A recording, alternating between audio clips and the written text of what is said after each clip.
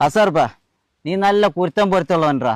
First എന്റെ മംഗലം കാക്കാട് വന്നിട്ട് ചെല്ലില്ലേ, ഇനി നീ കണ്ടാളോടെല്ലാം പോയിട്ട് ഇതിങ്ങനെ മുസാർപ്പത്താക്കിയിട്ട് ആളും വാളും കൂട്ടിക്ക് നമ്മളെ കൊണ്ട് നിയന്ത്രിച്ചിറങ്ങല്ല. പിന്നെ കാക്കാടെ വന്നിട്ട് ബായാക്കി കൗജാക്കി നിന്നിട്ട് ഉമ്മ ചൂടാക്കി ഞാൻ പിന്നെ മംഗലത്തിന്റെ അടുത്ത് കിഞ്ഞിട്ട് പോകും.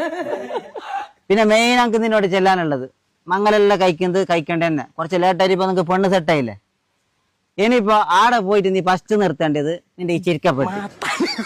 ഇതിങ്ങനെ ബാക്കി കുറെ ആടെല്ലാം പൊരിച്ചിരിക്കുക, അത് വീട്ടു ഭാഗം ആടെ നിൽക്കണ്ട. ആരോട് ഈ ചെല്ലുന്നത് മെരുവനായി പോയി. അതായത് അൻസാറാ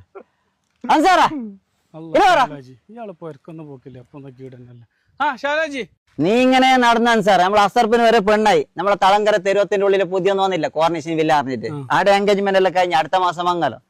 നിന്നെ നീ കുക്കറിൽ വേവിച്ചെങ്കിൽ വരെ പോയാല നിന്റെ മംഗലം അപ്പുറം ഒന്ന് കാണുന്നത്. അല്ല ചർച്ച, ഞാൻ ഒന്ന് ചോദിച്ചോട്ടെ, എന്റെ മംഗലം കഴിഞ്ഞിട്ട് നിങ്ങൾക്ക് എന്തേ? അനക്ക് എന്താന് രണ്ട് ചോറ് അയച്ചറാന്നല്ലാതെ വേറെ എന്ത്? അങ്ങനെങ്കിൽ ഞാൻ ഒന്ന് ചോദിച്ചോട്ടെ, നിങ്ങ ഇപ്പൊ മരിക്കുന്നേ എന്താ അങ്ങനത്തെ ഒരു വിഷയം? എനിക്ക് നിങ്ങളെ 3 ചോറുന്നാൻ ആശ ഉണ്ട്. മോനെ നിങ്ങക്ക് എന്റെ 3 ചോറ് തന്നെ ബേക്കാൻ